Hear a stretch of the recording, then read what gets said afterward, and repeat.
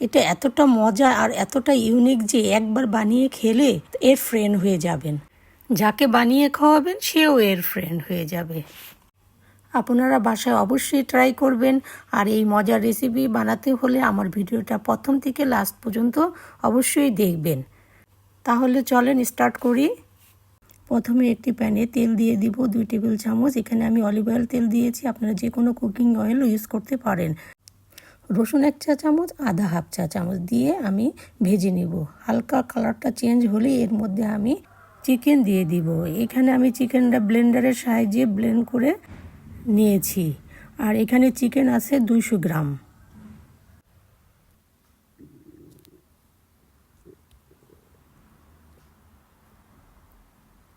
Chicken হালকা ভাজা হয়ে গেলেই আমি এর মধ্যে দিয়ে দিব গাজর 2 টেবিল চামচ, ক্যাপসিকাম 2 টেবিল চামচ, কাঁচামরিচ হাফ চা চামচ, পেঁয়াজ পাতা 2 টেবিল চামচ, সয়া সস 1 টেবিল চামচ, ওয়েস্টার্ন সস 1 চা চামচ, গোলমরিচের গুঁড়া হাফ চা চামচ, লবণ স্বাদ মতন দিয়ে ভালো করে মিশিয়ে হালকা ভেজে নিব।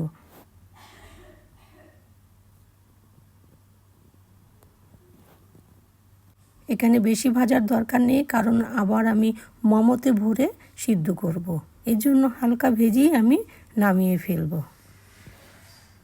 নামিয়ে আমি একটি বাটিতে বেড়ে ঠান্ডা করার জন্য এক সাইডে রেখে দেব।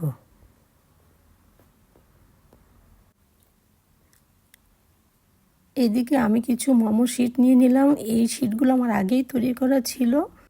আমি শিটগুলো মাঝামাঝি 2 টুকরো করে নিলাম। একটি শিট নিয়ে আমি চতুর্দিকে পানি লাগিয়ে সমোসার মতো আমি ভাঁজ করে নিয়ে ভিতরে পুর দিয়ে দিব এবং মুখের কাছে হালকা পানি লাগিয়ে চেপে চেপে মুখ বন্ধ করে দিব। একটি কাঁটা চামচের সাহায্যে মুখে আমি চাপ দিয়ে দিয়ে আটকিয়ে দিব, যাতে সিদ্ধ করার সময় খুলে না আসে।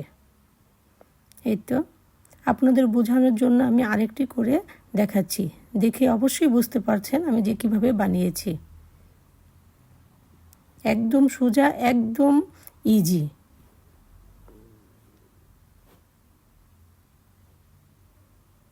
এইভাবে আমি সব কয়টি বানিয়ে নিলাম। এক সাইডে রেখে আমি এখন ডিপিং সস রেডি করব।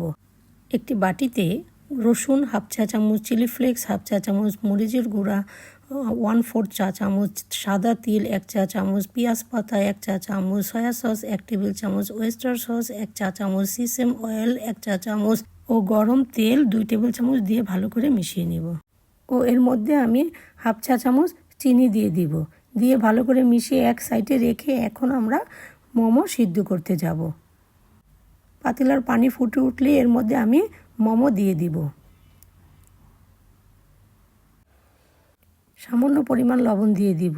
4 থেকে 5 মিনিট রান্না করলে বাস রেডি, সিদ্ধ হয়ে গেল আমাদের মোমো। মোমো সিদ্ধ করার পানি থেকেই আমি কিছু পানি নিয়ে সেই ডিপিং সসে দিয়ে দিব। বাস এখন সিদ্ধ মোমো এর মধ্যে দিয়ে দিব।